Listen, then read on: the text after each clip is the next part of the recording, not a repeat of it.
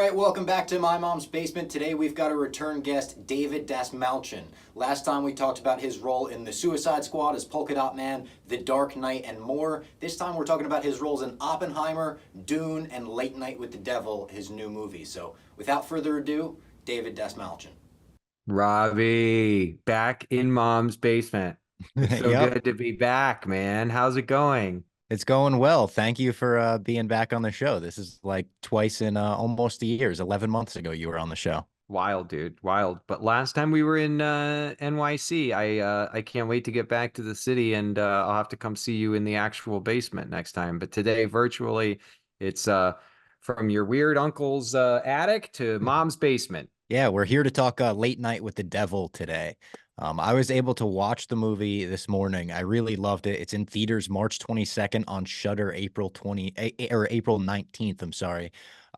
This is such a cool movie, and for those that don't know what it's about, it is about a broadcast, a late night broadcast that went down in the 70s, Halloween themed. There's obviously a crazy demonic possession involved. What was for you the selling point in getting involved in this movie? Two things, man. There's two things that made me go, I got to do this movie. The first one was the Cairns brothers who wrote and directed the film. They're two brothers, big horror nerds, big cinemaphiles out of Australia. They've made some really kick-ass indie horror films before. They, through the producer who's a friend of mine, sent me the script and this document that they made that looked like an old 1970s TV guide, but it was about Jack Delroy and the TV show Night Owls that this movie is based on, and the big events that went down that really kind of shocked the nation. It changed, this horrifying story. So they send me this thing, and I'm reading it. I was like, wow, this vision for this film, this world that these guys want to create is so awesome. And I love like the 70s. I love the idea of like late night television, just this TV culture in the 70s. You think about things like the King of Comedy and the Carson Show and Dick Cavett and Don Lane and all that shock TV stuff, even from when I was a kid, which you or your probably fans won't even recognize, but there was these crazy shows that used to be on, like Phil Donahue and Morton Downey Jr. and all of it. I love that stuff. The other thing, the second reason why I had to do this was it literally scared the living crap out of me. I've never gotten to play anything remotely like this, and I don't think that it's in my wheelhouse. The idea of being a late night talk show host, a guy who's basically a stand-up comic who's good at interviewing people. It's like, that's your job, man. Like Yeah. Robbie, you should be on this movie. Me, I'm a character actor that's played a lot of bad guys, done a lot of cool characters, and been in like superhero movies and all kinds of stuff. But like, this is not the thing that I would imagine I would be very good at. So if somebody says to me, I want you to do this thing, I had to really overcome my fear of failure on this movie. And so far, knock on all the wood you can find, the response has been positive. I hope it stays that way. But at the end of the day, I'm really glad I did it, because it's always important for us, I think, to take risks and to try and do the things that scare us the most, especially if there's something to learn from them. And I definitely learned a lot about myself as an actor doing this movie. Well, I think it was a great performance that you couldn't tell at any point that you were scared to do that or that it wasn't, a natural fit. But so much of this movie is the presentation of it, from like the documentary style beginning, and then the way commercials are handled, even, and going to handheld shots. How much of that did you get from the script, or maybe their pitch as well, involving that TV guide type book? Totally. That was through and through. The DNA of the film was cooked in that stuff. So it was like the way that they shot and cut together all the docu-style stuff that you feel, especially at the beginning of the movie when they're giving you the backstory on all the events that led up to this night, October 31st, 1977, and the Night Owl show and Jack Delroy, and all of the history that led to that moment was like needed to be conveyed to the audience in a way that was quick, concise, helped you understand that you're watching something that is real-time television. And they did it amazingly well, pulling from like existing footage of that era, but also going out and shooting stuff while we were filming. This is a very small movie. We had a very tight budget, a very short time for filming. When I think about what they were able to pull off, I'm just so impressed. And it's because I think they loved the material so much and because they spent so much time preparing for it. One little tidbit for anybody who is a genre nerd like me, they did the montage opening kind of intro to the world of Night Owls and Jack Delroy and the events that led to this horrifying event. And for the voiceover, it was just one of the directors, Colin or Cameron, did it just for temp. But when it came time to finishing the movie, they reached out to and they were able to get Michael Ironside to do the voice. And for me, the 70s, 80s, 90s on, like, so many incredible genre pictures, like Ironside has always been like so rad. So that was really cool for me. And in the genre, the horror genre, it somehow lends itself so well to found footage type things. This is obviously a spin on it. It's not necessarily found footage as much as it's like a found broadcast for a lot of it. Yeah. But there Yeah. are so many examples, from Paranormal Activity to Blair Witch to even a movie like Cloverfield or VHS. What do you think it is that works so well within the horror genre there? Well, I would say, I would rephrase your question. What is it that can work?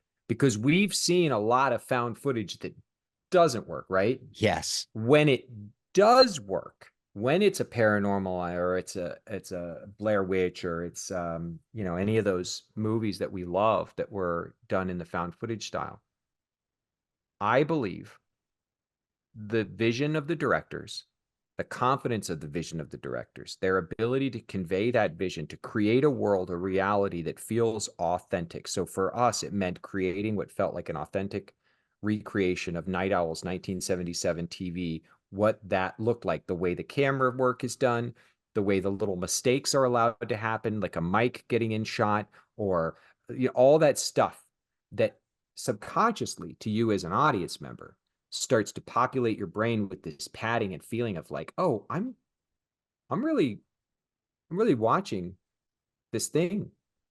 And then for me, it scared the crap out of me because I have a specific face. I've done enough things where as a supporting actor or, character actor, you might go, hey, that's the guy from Dark Knight, or, oh, that's Polka Dot Man, or that's whatever. That can't be going through the audience's mind while they're watching this movie, or it's going to ruin the experience. So I watched hundreds and hundreds of hours of late night talk show hosts of the 1970s. I just enmeshed and embedded myself in that reality, trying so hard to manufacture something that felt authentic. So hopefully in the writing, the performances, and when the world feels real, that's when it works or can work. That's when hopefully, as our audience goes with us on this journey and they go back in time with us to that night, the way we recreate and tell this story, hopefully they're going to feel like they're getting to watch that lost broadcast. Were there any particular late night hosts of the 70s that you were trying to base your performance around or have influences from? I watched a lot. I watched a ton of Carson, a ton of Letterman, a ton of Dick Cavett, but there's one, if I said the one that was the most, he was an Australian talk show host. Huge down there. He was like the Johnny Carson of Australian late night TV. He was an American. His name is Don Lane, and he had a talk show just like the ones we're used to here, same kind of format. But something cool about Don Lane was that he would occasionally bring on people who had supposed investigations or experiences with things in the paranormal or ethereal, and he, as opposed to maybe the way we would see them portrayed in American talk shows where maybe they'd be like the butt of the joke or just on to be goofy, he would try and give them a legitimate 5 minutes to like, okay, I'm going to give you the benefit of the doubt. Go for it. What's wrong with wanting to believe? That was his philosophy. Like, why is it so bad? As long as we're not getting duped and we're not duping people, what's wrong with wanting to believe, with wanting to think that something could be there. So he would give people a shot. And it led to some really interesting television and big conflicts, because he would also have like a guy on who was debunking people, similar to the way it happens in our film. And watching his interviews and his cadence and his style and his presentational manner was really useful for me in prepping the role. I loved that aspect of the movie, having someone there trying to debunk everything as it was happening, and then the way it unravels for him as well is great. It really is a great character. It's almost like having like the cop in a whodunit, just constantly in the corner of the room looking around and trying not to make sure he gets all the information he gets.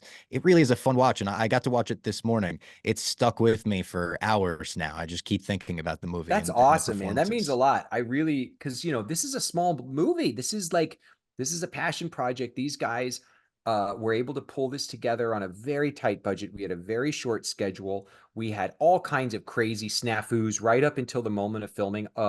Because of budget and because it was COVID times, et cetera, et cetera. We lost two of our main cast members right before we started filming, and we were so lucky with recasting that we found these incredible actors who just killed every one of the roles. The whole cast in the film is so good.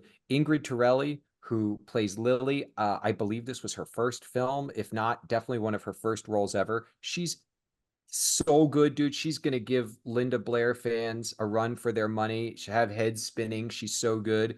Laura Gordon's so great as Dr. June Ross Mitchell. My sidekick, Reese, the actor who played the sidekick, he had never done a scripted performance in his life. He's like an improv guy. And the director saw Oh, him wow. doing an improv performance at a comedy theater one night, and they were like, this guy would be great. Isn't that wild? Like, That is, yeah. I'm so fortunate that I was surrounded by so many talented people, because that, of course, then makes me look better. When you say it was a very short schedule to shoot, what is that for a movie for I someone think we had completely 15 uninitiated? days. I could be wrong. I think we had 15 or Wow. 18 days. And we were on stages, the Dockland Studios in Melbourne, Australia, where they built the set of Night Owls. And the guy who's our production designer actually used to build game show sets. So he Oh, knew how to perfect. like capture that that aesthetic. Oh, the set is so freaking perfect. And then we did maybe 2 days, maybe it was one day of exteriors, all the stuff running around where like the shots of me and my wife before her passing, like us like in our house, which was really just a friend of theirs house who happened to have a piano, or like we went to like some cafe and tried to make it look like a bar. We went to an old movie theater and made it look like we were out on the town. This is indie filmmaking 101, where you you have to have a powerful, strong vision and people willing to rally around it, and some magical luck. And I feel like we had all of those things. So I know you said it wouldn't be a natural fit, but let's say you were asked to host a late night show tomorrow. I can give you three guests and a musical act. Who would you select if we were like, hey, you have like a big network, their contact list to deal with? Who are you putting on your show tomorrow? I would love to have Charlize Theron. I think she's such an Okay. amazing actor, and I think she's got a great sense of humor, and I wanna work with her so bad. I feel like she would make me so much of a better actor. I think she's one of the best actors of our time, and I think she's such a powerful, kick-ass woman. I would love to have her on. Michelle Obama. I think she's one of the most smart, fascinating people um, in the world right now. I think she has such a perspective on what's right and wrong with the world. I'd love to be able to talk to her. And then Taylor Swift, not as a musical guest, but just as a guest, because you know what I do? I see if I can, yeah, I get Taylor Swift on because she is doing something that is like just mind blowing, as like she's this force of nature in entertainment. And I'd love to just like have her on as a guest. But then my musical guest probably have to be Nine Inch Nails. I'm such a diehard fan, and if I had the chance to get to have them playing live on my show, they would never. I don't know how long it's been since they've even played on a TV show, but you said I get anybody I want, right? I would Anything, also love to exactly. have Patrick Mahomes um, and get a chance to talk to him about.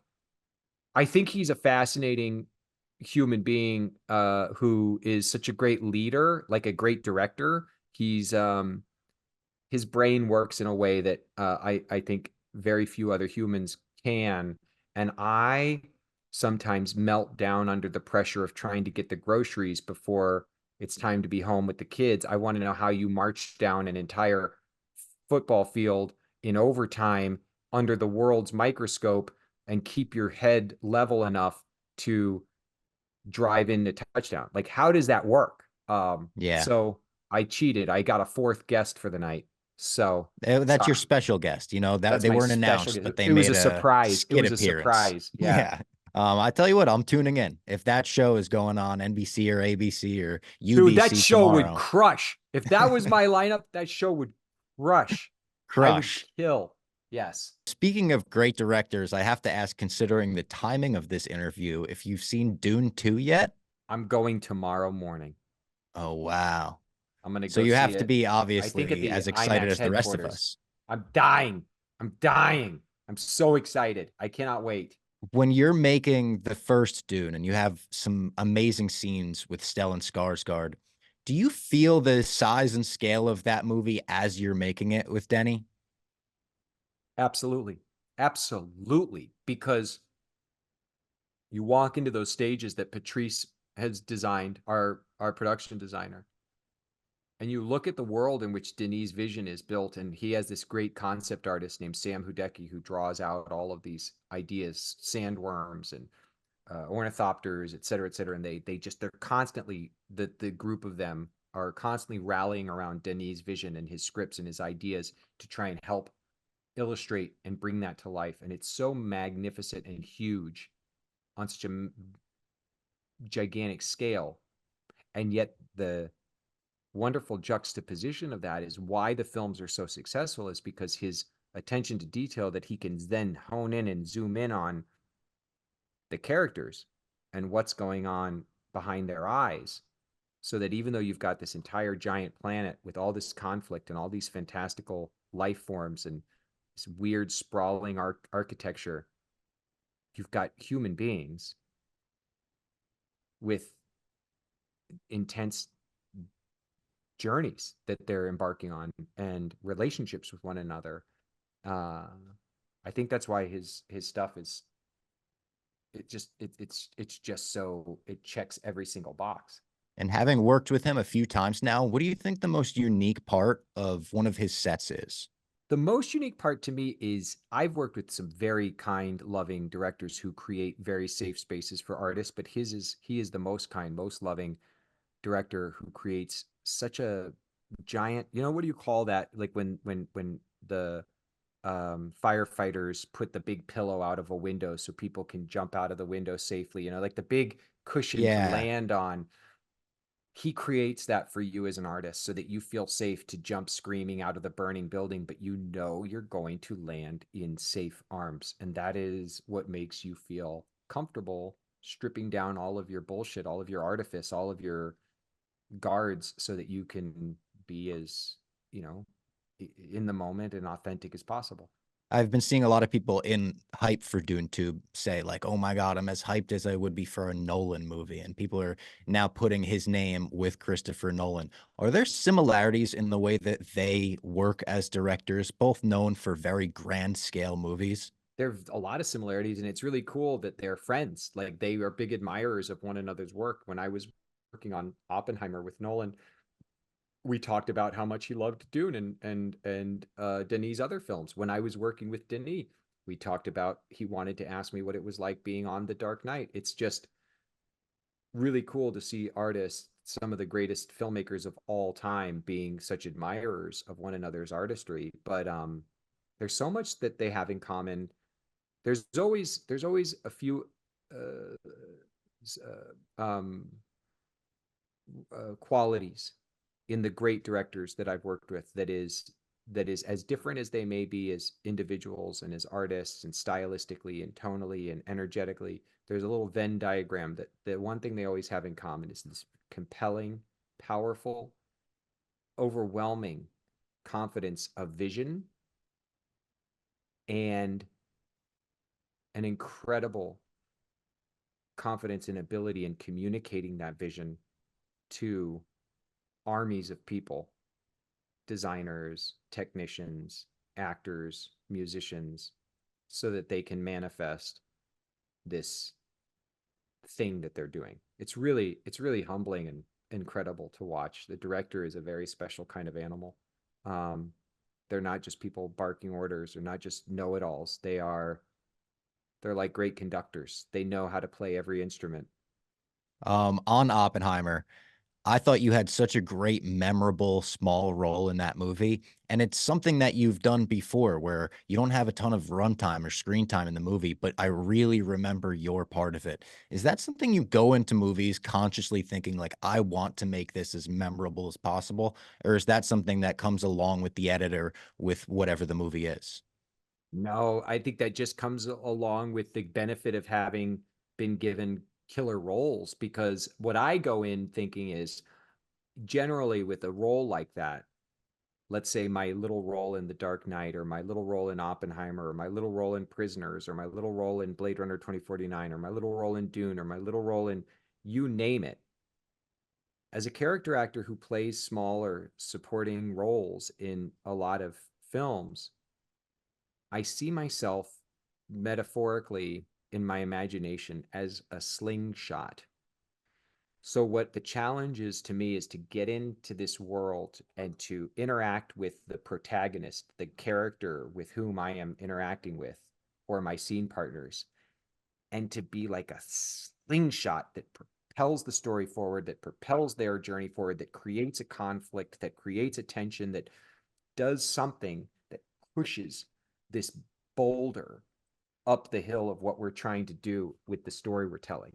So I never, if I went into it thinking like, ooh, I got to make this a juicy little thing that stands out, I think I would suck ass. I think it would be terrible and boring and totally conflated.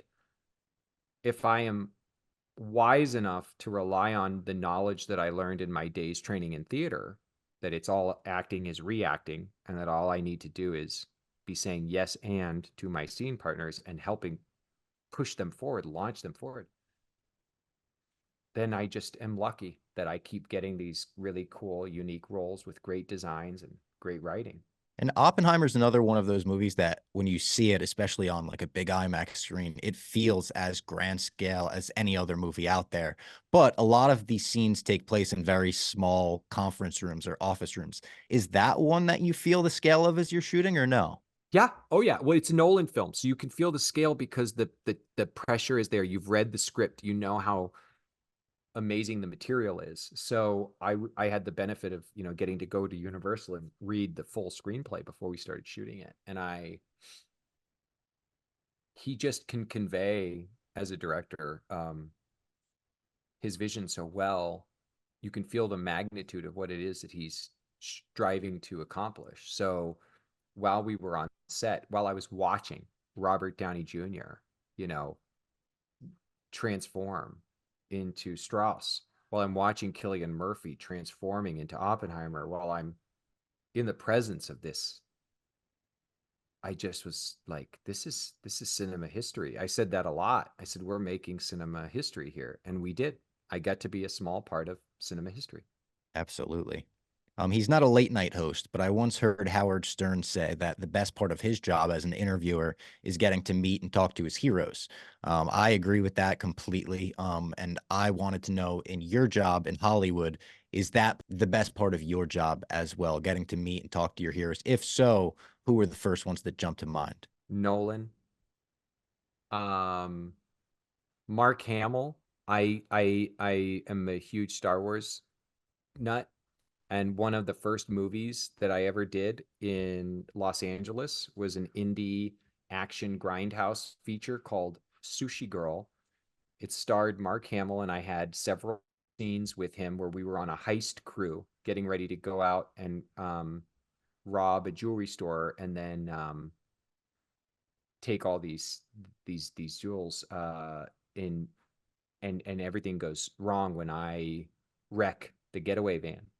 And being on set with Mark and having him be my scene partner and have him become a very close friend of mine, which he has, it felt like that. I will also say, going to work the first time I got to go and shoot a scene where Roger Deakins was running the camera, was pretty profound. I was very nervous.